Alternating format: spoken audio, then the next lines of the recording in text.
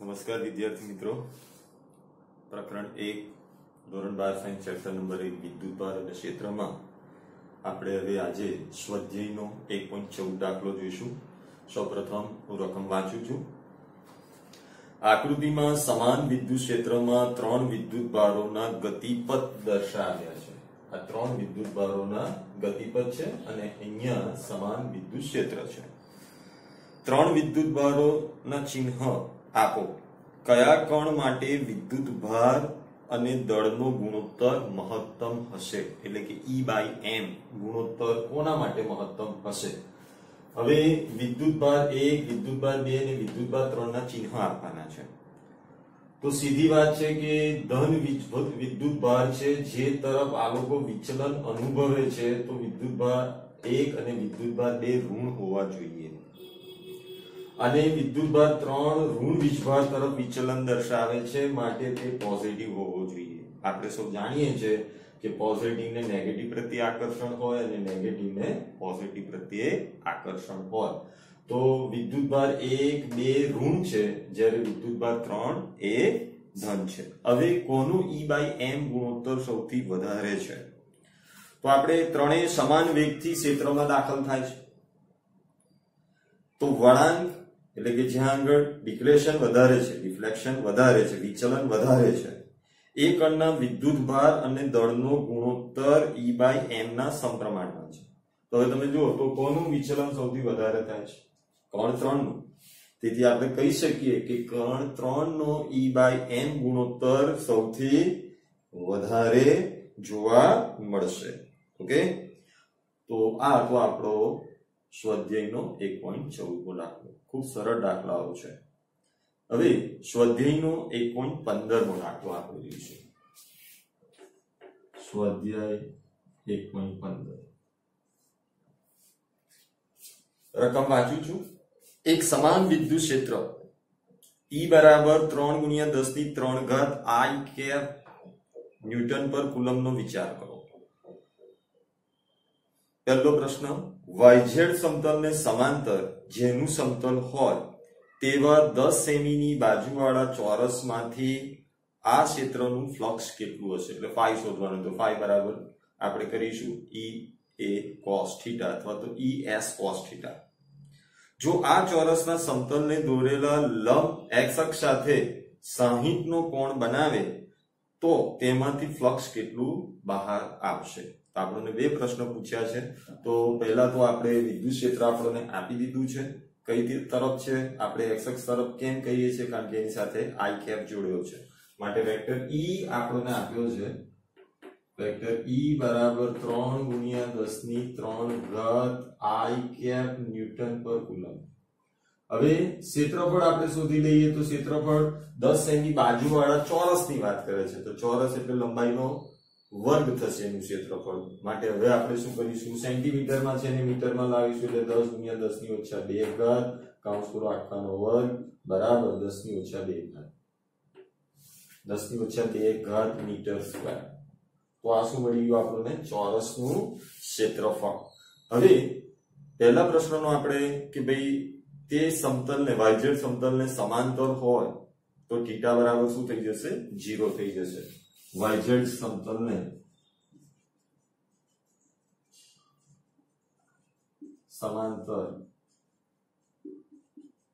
માટે θ 0, તો phi બરાબર વેક્ટર E.S બરાબર ES cos θ। E કેટલો છે આપણી પાસે? 3 × 10⁻³ S કેટલો શોધીલા? 10⁻²² અને cos 0 ની વેલ્યુ 1 છે, માટે હવે આપણે સાદુરૂપ આપીએ તો શું થશે? તો 10 એટલે કે 30, 3 માંથી 2 જાય એટલે 1 ઘાત, 10 × 3 એટલે 30। હવે ફ્લક્સનો એકમ newton coulomb inverse metre square, newton coulomb inverse metre square. તો આ ફ્લક્સ મળી ગયું। ઓપ્શન A નો આન્સર આપણને મળ્યો। હવે આપણે બી, જો આ ચોરસના સમતલને દોરેલા લંબ x અક્ષ સાથે 60 ડિગ્રીનો કોણ બનાવે, એટલે θ કેટલો આપી દીધો છે અહીંયા? હવે 60 ડિગ્રી, એટલે કે લંબ સમતલને લંબ x અક્ષ સાથે 60 ડિગ્રીનો કોણ બનાવે।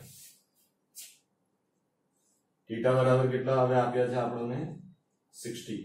તો હવે આપણે ફ્લક્સ phi બરાબર es cos 60 e કેટલો છે 3 * 10⁻³ s 10⁻² cos 60 1/2 તો આને ભાગી નાખીએ એટલે 1.5 * 10 બરાબર કેટલા આવશે 15 newton coulomb inverse metre square. તો આ હતો આપણો સ્વાધ્યાયનો 1.15 નો દાખલો। હવે આપણે જોઈશું સ્વાધ્યાય 1.16। સ્વાધ્યાય 1.16 ની રકમ હું વાંચું છું। 20 સેમીની બાજુવાળા એક ઘન કે જેની બાજુઓ યામ સમતલોને સમાંતર રાખેલ હોય તેમાંથી સ્વાધ્યાય 1.15 માં દર્શાવેલા વિદ્યુત ક્ષેત્રનું ફ્લક્સ કેટલું। એટલે વિદ્યુત ક્ષેત્ર આપણને કેટલું લેવાનું છે 3 × 10⁻³ i કેપ જ લેવાનું છે। તો ઘનમાંથી પસાર થતું કુલ ફ્લક્સ શૂન્ય છે। ઘનમાંથી પસાર થતું કુલ ફ્લક્સ શૂન્ય છે કારણ કે ઘનમાં દાખલ થતી ક્ષેત્ર રેખાઓ જેટલી જ ઘનમાંથી બહાર નીકળે છે। એટલે કે જેટલી ક્ષેત્ર રેખાઓ ઘનમાં દાખલ થાય છે એટલી ક્ષેત્ર રેખાઓ ઘનમાંથી બહાર આવે છે। એટલે કે દાખલ થતું ફ્લક્સ અને બહાર નીકળતું ફ્લક્સ બંને સમાન છે તેથી કુલ ફ્લક્સ શૂન્ય છે। તો આ સ્વાધ્યાયનો 1.16 મો દાખલો હતો। હવે આપણે સ્વાધ્યાયનો 1.17 મો દાખલો જોઈશું।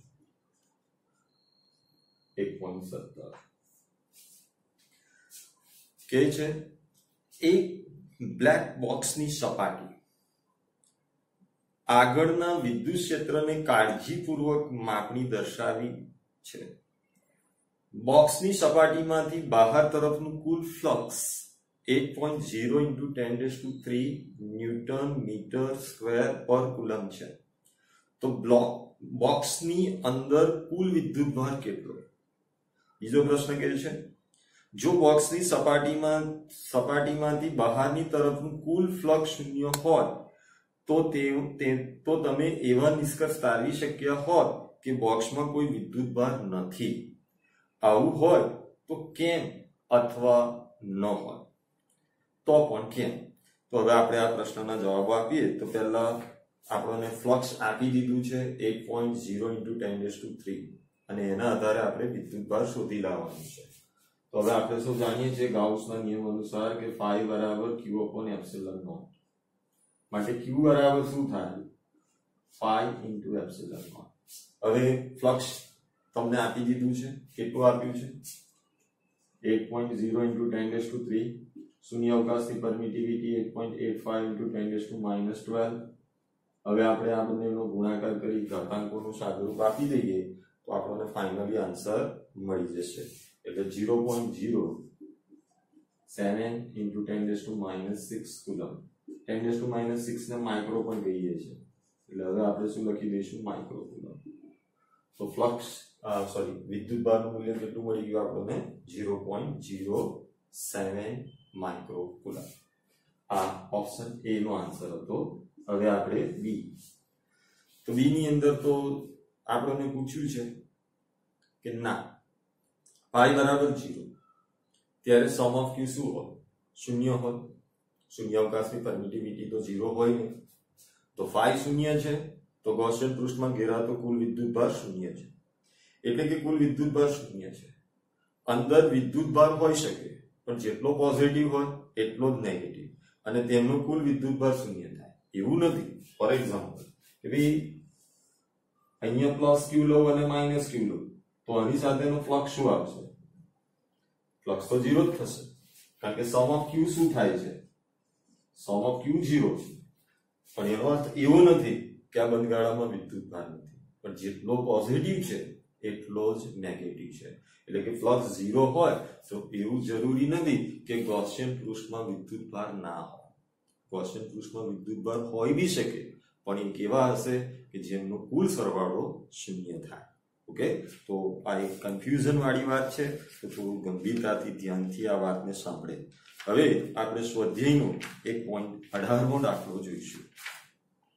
સ્વાધ્યાય 1.18 પહેલા રકમ વાંચી લો કે આકૃતિમાં દર્શાવ્યા મુજબ 10 સેમી બાજુવાળા એક ચોરસના કેન્દ્રથી બરાબર ઉપર 5 સેમી 10 માઇક્રોકુલમ બિંદુવત વિદ્યુતભાર રહેલો છે.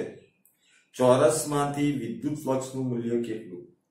સૂચન ચોરસ 10 સેમી ની ધારવાળા ઘનની એક બાજુ તરીકે વિચારો. એટલે કે ટૂંકમાં આપણે ઘનમાંથી બહાર આવતું ફ્લક્સ જ વિચારવાનું છે અને ઘનની કોઈ એક બાજુમાંથી બહાર આવતું ફ્લક્સ આપણે જાણીએ છીએ કે ઘનમાં 6 પૃષ્ઠો હોય તો આવતું ફ્લક્સ કુલ ફ્લક્સના છઠ્ઠા ભાગનું હશે. ઘણી વાર મેં ચર્ચાઓ કરી છે. ઓકે, તો હવે આપણે એ ઘનનો વિચાર કરી લઈએ. તો આપણને 10 સેમી બાજુવાળો એક ઘન કીધો છે.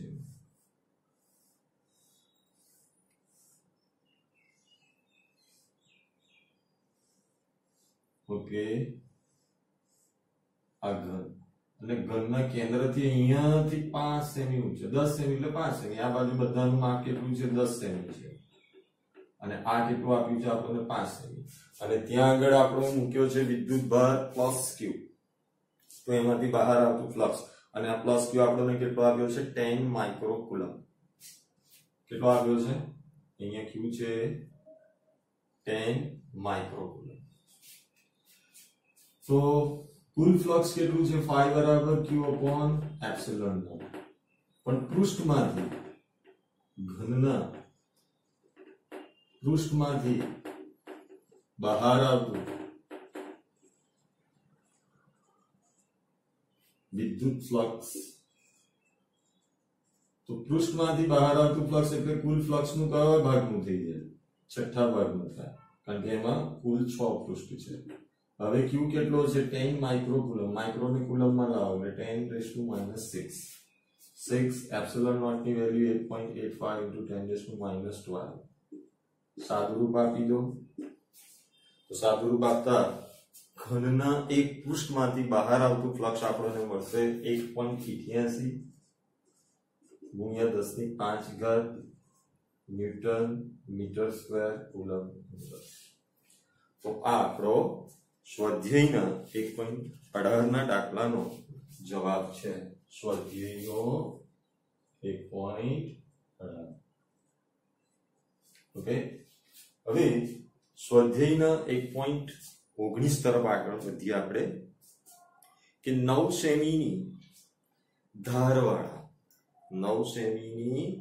ધારવાળા એક ઘનાકાર ગૌસિયન સપાટીના કેન્દ્ર પર 2.0 માઇક્રોકુલમ વિદ્યુતભાર રહેલો છે. આ સપાટીમાંથી કુલ વિદ્યુત ફ્લક્સ કેટલું? આ સપાટીમાંથી કુલ વિદ્યુત ફ્લક્સ કેટલું છે? તો પહેલા તો આપણે L આપણને 9 સેમી આપ્યો છે. કુલ ફ્લક્સ આપણને પૂછી રહ્યા છે.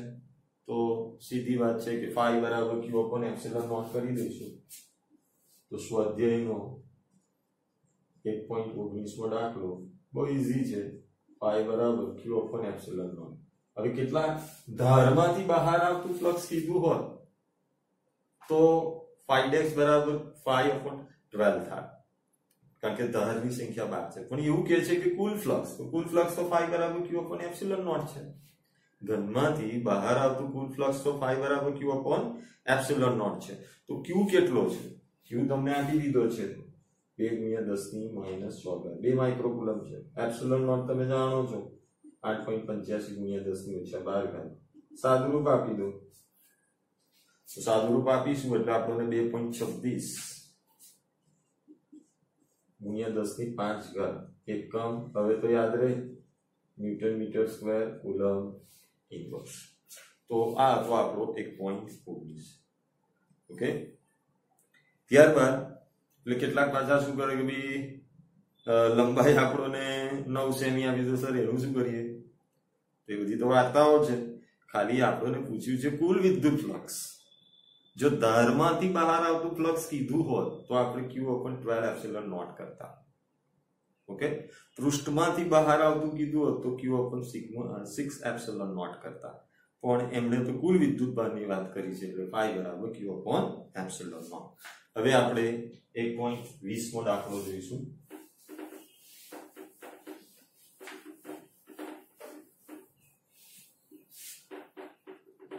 સ્વાધ્યાયનો 1.20 મો દાખલો.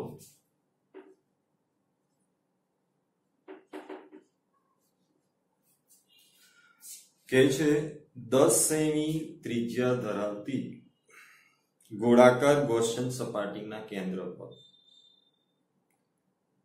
મૂકેલા બિંદુવત વિદ્યુત ભારના લીધે તે સપાટીમાંથી -1.0 × 10³ ન્યૂટન મીટર સ્ક્વેર પર કુલમ નું ફ્લક્સ પસાર થાય છે. એટલે અહીંયા આપણને ગોળાની ત્રિજ્યા આપી છે, ફ્લક્સનું મૂલ્ય આપી દીધું છે. તો ફ્લક્સનું મૂલ્ય કેટલું આપ્યું છે આપણને? phi બરાબર -1.0 × 10³ ત્રિજ્યા કેટલી કીધી છે? 10 સેમી. ત્રિજ્યા 10 સેમી છે, સેમીને મીટરમાં લાવીશું એટલે 10 × 10⁻²² મીટર બરાબર 10⁻² મીટર. તો આપણને ત્રિજ્યા મળી. તો પ્રશ્ન એ, જો ગૌસિયન સપાટીની ત્રિજ્યા બમણી કરવામાં આવે, હવે આપણે જાણીએ છીએ કે બમણી કરીએ કે 4 ગણી કરીએ, જે ફ્લક્સ બહાર આવવાનું છે તે જ, કારણ કે ગૌસના નિયમ અનુસાર તે સમમિતિ પર આધારિત નથી. તો સપાટીમાંથી કુલ કેટલું ફ્લક્સ પસાર થતું હોય તો કોઈ મતલબ જ નથી, કારણ ગૌસિયન પૃષ્ઠના ક્ષેત્રફળ પર કે તેના આકાર કે સમમિતિ સાથે ફ્લક્સને કોઈ લેવા દેવા નથી, કારણ કે ગાઉસના નિયમમાં તો phi બરાબર Q upon એપ્સિલોન નોટ છે. એટલે એમાં ઘેરાયેલો વિદ્યુત ભાર ન બદલીએ ત્યાં સુધી ફ્લક્સ બદલાવાનું નથી. પછી તમે એનો ગમે એટલો વ્યાપ્ત ગૌસિયન પૃષ્ઠ કરી દો તો એનાથી કોઈ ફરક પડતો નથી. દાખલા તરીકે હું એમ કહું કે ભાઈ આ ગૌસિયન પૃષ્ઠની અંદર આ Q વિદ્યુત ભાર છે, તો આનું ફ્લક્સ શું થશે? Q upon એપ્સિલોન નોટ થાય. હવે આને જ હું આ રીતના ચોરસ કેન્દ્રમાં લઈ લઉં, આ રીતનું લઈ લઉં, ઓકે, તો બી ફ્લક્સ શું થશે? phi upon Q epsilon naught જ થશે. ઓકે, હવે આની ત્રિજ્યા r છે અને r ની જગ્યાએ હું એની ત્રિજ્યા કેટલી કરી દઉં? હવે 2r કરી દઉં, તો બી ફરક શું પડશે? ગૌસિયન પૃષ્ઠમાં તો Q વિદ્યુત ભાર જ છે, એટલે કે પહેલા આ પૃષ્ઠમાંથી જેટલું ફ્લક્સ બહાર આવશે એટલું જ આમાંથી આવશે. તો ઓપ્શન એ તો ઈઝી થઈ ગયું. હવે બી, બિંદુવત વિદ્યુત ભારનું મૂલ્ય કેટલું હશે? તો મૂલ્ય મેળવી શકીએ. બિંદુવત વિદ્યુત ભાર phi બરાબર Q upon એપ્સિલોન નોટ, માટે Q બરાબર phi × એપ્સિલોન નોટ. હવે phi તમને આપી દીધો છે -1.0 × 10³ એપ્સિલોન નોટ તમને ખબર છે 8.85 × 10⁻². સાદું રૂપ આપી દો, આ તો જે ઘાતાંકવાળી સેટ કરવાની છે એટલે 8.85 -8.85 × 10⁻৯ કુલમ. નેનો કુલમ પણ કહી શકાય અને વિદ્યુત ભાર ઋણ છે. ઓકે, ચલો હવે આપણે 1.21 તરફ આગળ વધીએ. 1.21 ની રકમ હવે આપણે રીડ કરીએ. સ્વાધ્યાય 1.21 ની રકમ, 10 સેમી ત્રિજ્યાના એક વાહક ગોળા પર અજ્ઞાત વિદ્યુત ભાર છે. ગોળાના કેન્દ્રથી 20 સેમી દૂરના બિંદુએ વિદ્યુત ક્ષેત્ર -1.5 × 10³ છે. હવે માઇનસ વિદ્યુત ક્ષેત્ર છે એનો અર્થ એ થાય કે વિદ્યુત ભાર ઋણ છે. ન્યૂટન પર કુલમ ત્રિજ્યાવર્તી દિશામાં અંદરની તરફ છે એટલે ઋણ વિદ્યુત ભાર જ છે. આપણે જાણીએ છીએ કે વિદ્યુત ક્ષેત્ર અંદરની તરફ હોય તો ઋણ હોય. તો ગોળા પરનો કુલ વિદ્યુત ભાર કેટલો હશે? તો સ્વાધ્યાય 1.21 નો દાખલો બહુ સરળ છે. 1.21 તો વિદ્યુત ક્ષેત્રનું સૂત્ર છે E બરાબર kq upon r², માટે q બરાબર E × r²/k. વિદ્યુત ક્ષેત્ર તમને આપી દીધું છે, કેટલું આપ્યું છે? 1.5 -1.5 × 10⁻, શું આપ્યું છે? 10⁻3. ચલો, અને ત્રિજ્યા 20 × 10⁻³ (2 × 10⁻³ k ની કિંમત આપશો જાણો છો 9 ગુણ્યા 10 ની 9 ઓકે હવે સાદું રૂપ આપી દઈશું એટલે 6.67 આવશે -6.67 ગુણ્યા 10 ની -9 ઘાત એટલે -6.67 નેનો કુલમ નું વિદ્યુત ભાર આવ્યો કારણ આપણે જાણીએ છીએ કે વિદ્યુત ક્ષેત્ર અંદરની તરફ છે એટલે વિદ્યુત ભાર ઋણ જ મળશે તો આ તો સ્વાધ્યાયનો 1.21 માં દાખલો હવે આપણે જોઈશું સ્વાધ્યાયનો 1.22 માં દાખલો બહુ નાના નાના દાખલાઓ છે 2.4 મીટરનો વ્યાસ ધરાવતા એક સમાન વિદ્યુત ભારિત ગોળા પર વિદ્યુત ભારની પૃષ્ઠ ઘનતા 80.0 માઇક્રોકુલમ પર મીટર સ્ક્વેર છે પૃષ્ઠ વિદ્યુત ભાર ઘનતા છે માઇક્રોકુલમ પર મીટર સ્ક્વેર તો પહેલો પ્રશ્ન કહે છે ગોળા પરનો વિદ્યુત ભાર શોધો તો ગોળા પરનો વિદ્યુત ભાર આપણે શોધી નાખીએ તો ગોળા પરનો વિદ્યુત ભાર q બરાબર સિગ્મા ઇન્ટુ a તો સિગ્મા હવે ગોળો છે એટલે એનું ક્ષેત્રફળ 4πr² પૃષ્ઠ વિદ્યુત ભાર ઘનતા આપણને આપી છે કેટલી આપી છે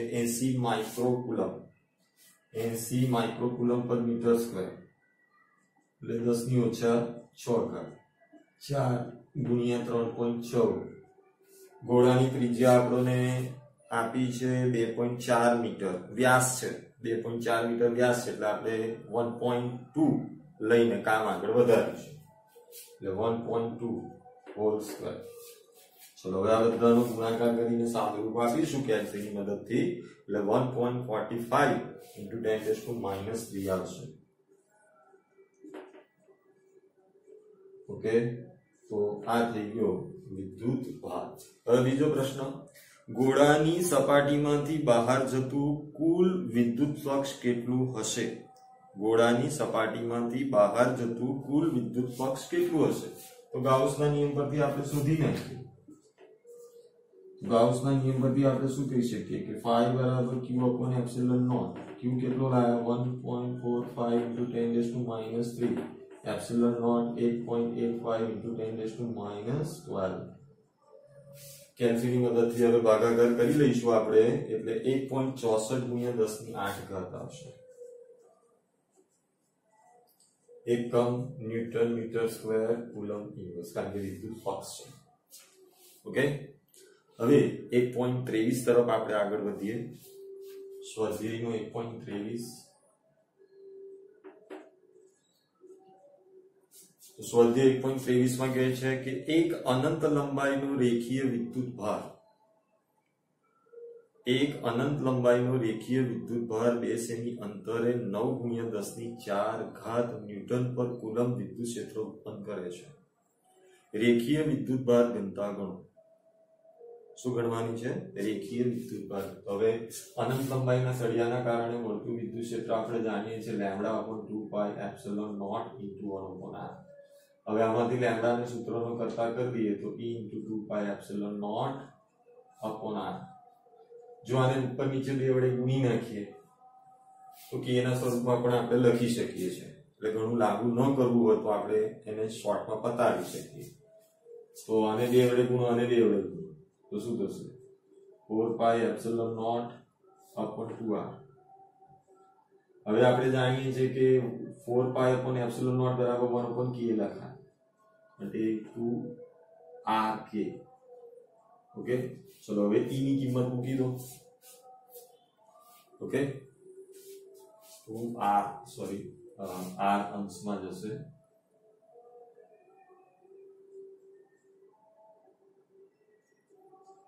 ઓકે ચલો e ની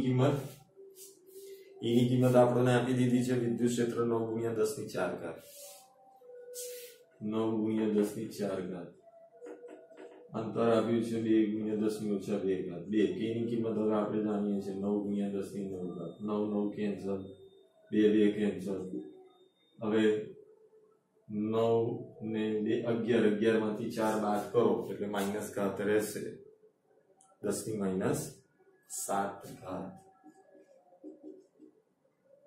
કુલમ મીટર ઇન્વર્સ હવે 10 ની -7 ઘાત ને આપણે માઇક્રો પણ લખી શકીએ છીએ એટલે 10⁻⁻1 અલગ કરી દઈએ micro coulomb metre inverse microcoulomb metre દિવસ। તો આપણો જવાબ છે। હવે સ્વાધ્યાયનો 1.24 દાખલો। સ્વાધ્યાયનો 1.24 દાખલો, બે મોટી પાતળી ધાતુની પ્લેટો એકબીજાની નજીક અને સમાંતર છે। બે મોટી પાતળી ધાતુની પ્લેટો એકબીજાની નજીક છે અને સમાંતર છે। તેમની અંદરની બાજુ પર વિરુદ્ધ ચિહ્ન ધરાવતી 17.0 × 10⁻22 કુલમ પર મીટર સ્ક્વેર મૂલ્યની વિદ્યુત ભારની પૃષ્ઠ ઘનતા છે। તો પ્રથમ પ્લેટની બહારના વિસ્તારમાં, બીજી પ્લેટની બહારના વિસ્તારમાં અને બંને પ્લેટની વચ્ચેના વિસ્તારમાં વિદ્યુત ક્ષેત્ર E શોધો। તો હવે બે પ્લેટો આપણે ગોઠવી દઈએ સમાંતર, બીજી એક પ્લેટ,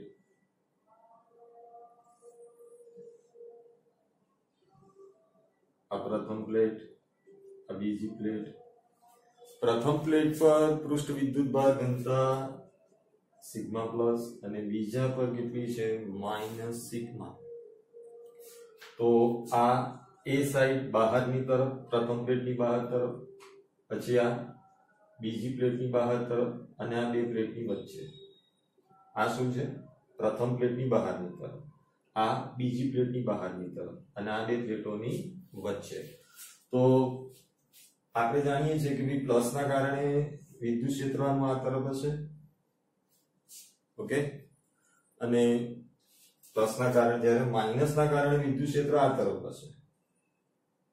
કેમ કે ભાઈ માઇનસ એટલે કે પ્લેટ P નું વિદ્યુત ક્ષેત્ર આ બાજુ છે, એટલે અહીંયા E2 આ તરફ છે અને E1 આ તરફ છે। તો બહારની તરફ એ સાઈડ પર પ્લેટ A ની એ સાઈડ પર વિદ્યુત ક્ષેત્ર 0 છે।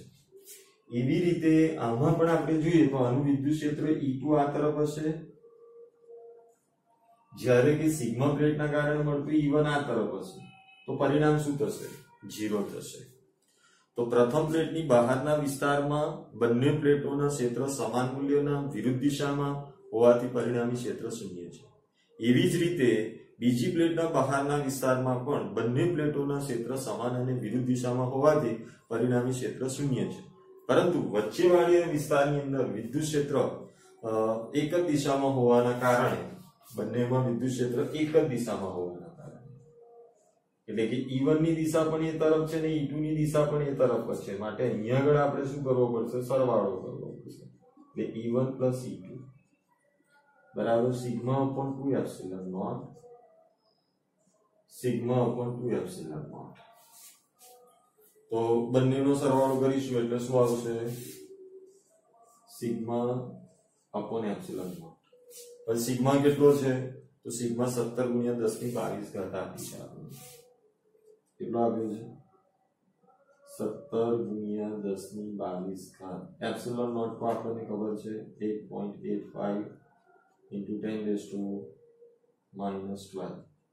સાદુરૂપ આપી દઈશું એટલે 1.92 × 10⁻10 ન્યૂટન પર કુલમ એ આપણો જવાબ આવશે। હવે નેક્સ્ટ પીરિયડમાં આપણે વધારાના સ્વાધ્યાયના દાખલાઓ જોઈશું જે GUCAT NEET જેવી એન્ટ્રન્સ એક્ઝામોમાં પૂછાવાની સંભાવના ધરાવે છે। ઓકે, ત્યાં સુધી તમે તમારી કાળજી લેજો। Bye bye.